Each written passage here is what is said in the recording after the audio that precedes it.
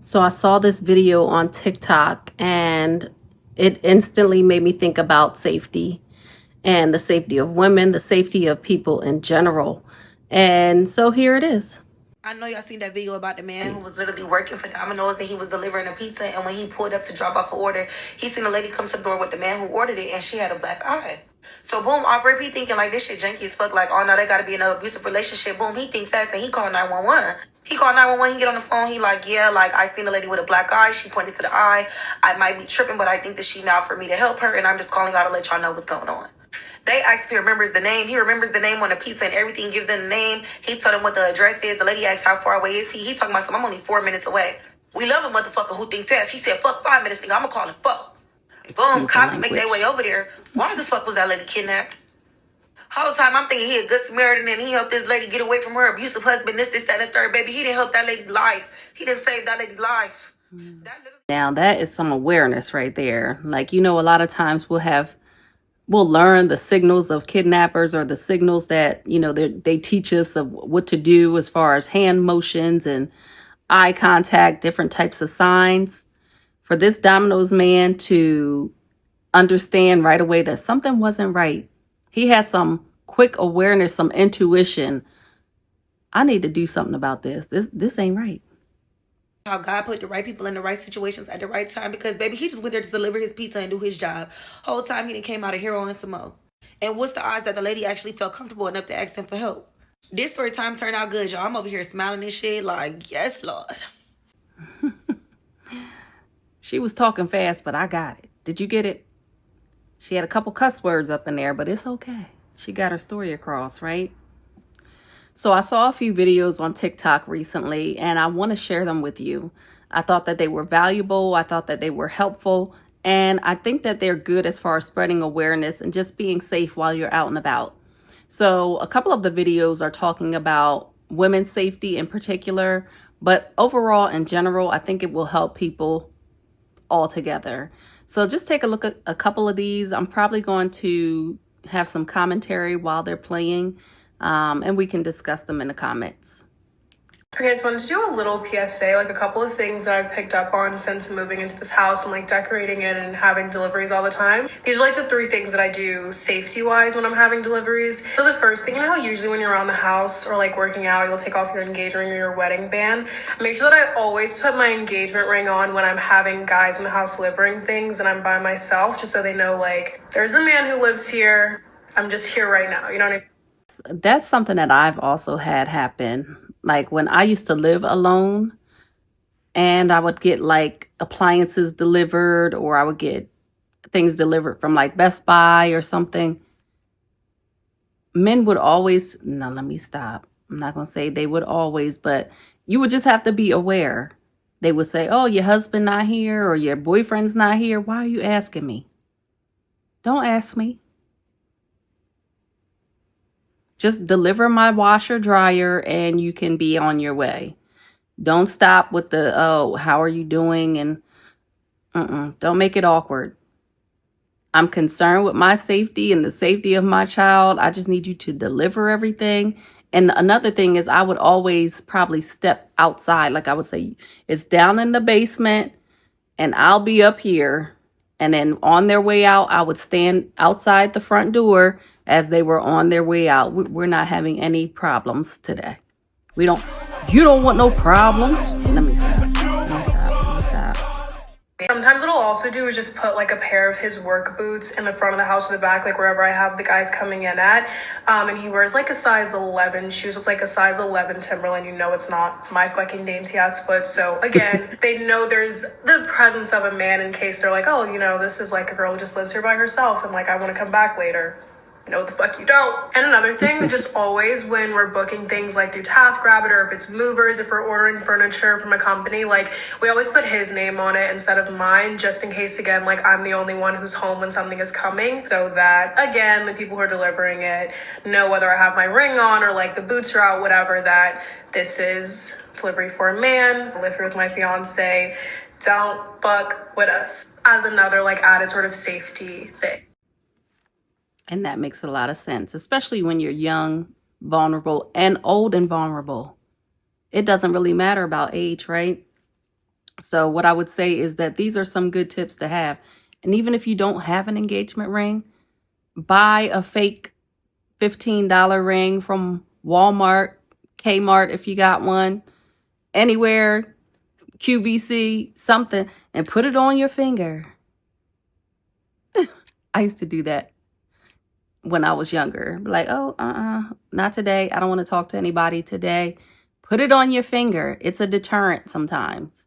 And it also lets these delivery people know, hey, I got a man up in here. Don't you try to come back up in here. Then I saw these tips from the Secret Service and the FBI start popping up like previous workers. And here's a good one.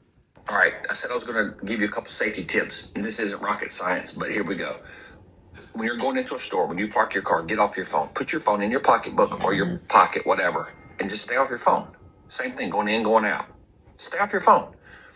Ladies, especially you, listen, when you're parked here, if you come out and there's a car parked right beside you, and I mean super close to the line or something like that, that should be a red flag. Is there somebody in the car? Is it a minivan? Has it got sliding doors? Is it an SUV? I'm not saying you can't go get in your car, but just pump the brakes, okay? No pun intended. Just take it easy. Take a little look around. Don't just willy-nilly get in the car. It might be fine. It could be something. I don't know. But when you're getting gas nozzle's doing its thing, lean up against your car. Just lean up against the car. Again, stay on the phone. Lean up against the car. Now you've cut your 360 down to 180. You can see if somebody approaches you and they're up to no good, spray them with the gas. Now, I also get in the car and close the door when I'm pumping my gas. Like if I have to get it up to full, because a lot of times I'm at a half most of the time by the time I get to the gas station, I'm getting in the car and I'm waiting and I'm looking around. So that's what I do. That's not cool. I wouldn't want to be sprayed with gas. They'll probably run off. When you're in a restaurant, don't sit with your back to the door. Be able to see the door. Know where the exits are.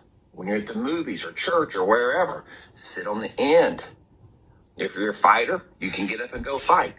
If you're not wanting to fight, that's cool too. You can run, but you got to be able to get out, right? Don't be stuck in the middle of the road.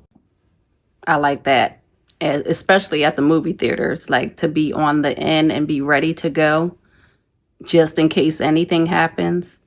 Even though when I am in the movie theater, I do like to be centered into the screen. However, he makes a good point. Be on the end so you could be ready to go if anything pops off. I like it.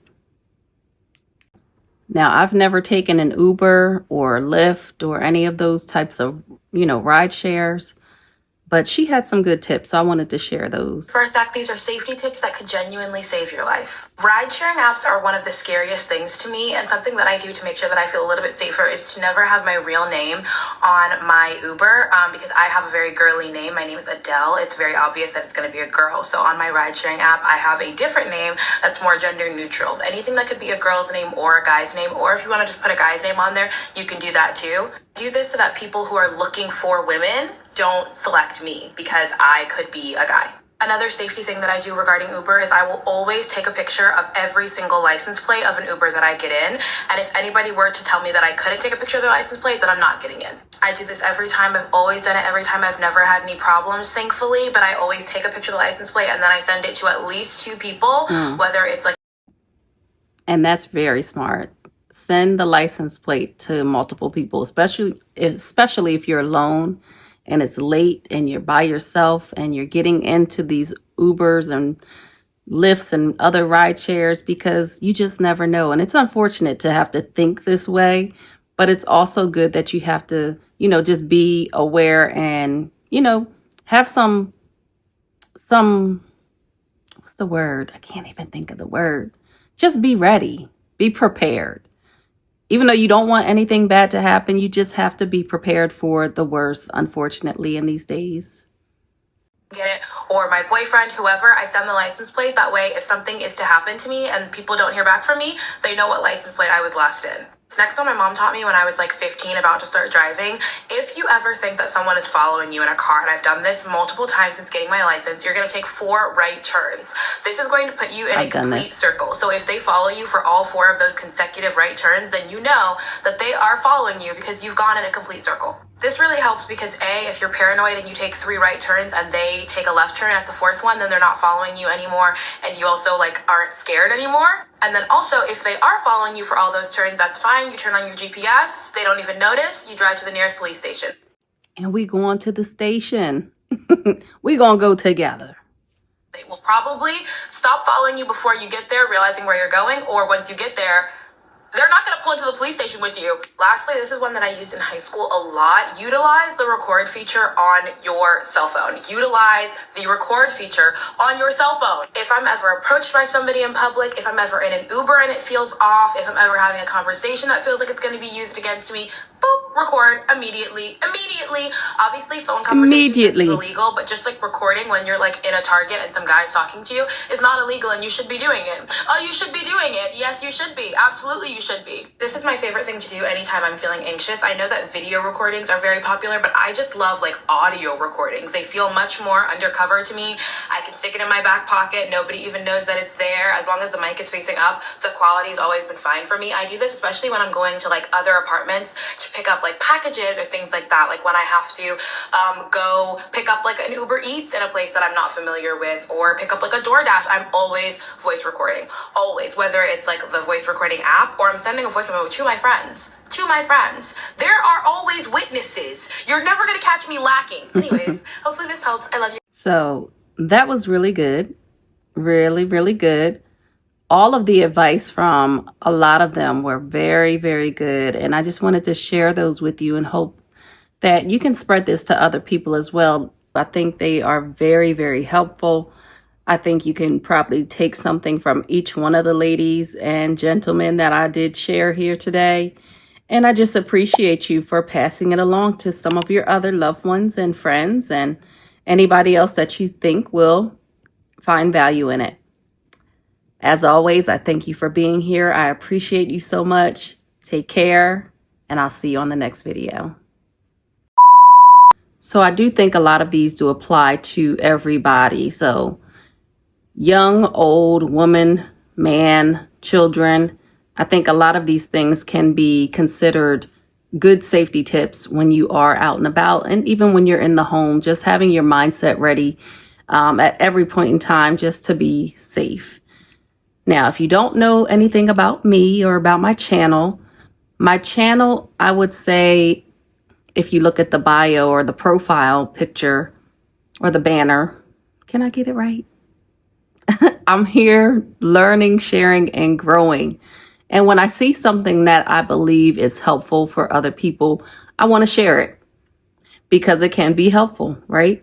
So sharing is caring, and I'm going to share. And what you'll notice on my page or my channel is that my videos, they might be a little whiplashy, take you here, there, take you everywhere. But anyway, the main point of most of my videos are to motivate, are to help, are to share, are to learn, or to help you grow, along with some singing. I love songs. But thank you and welcome. I really appreciate you being here. Now let's get into the videos.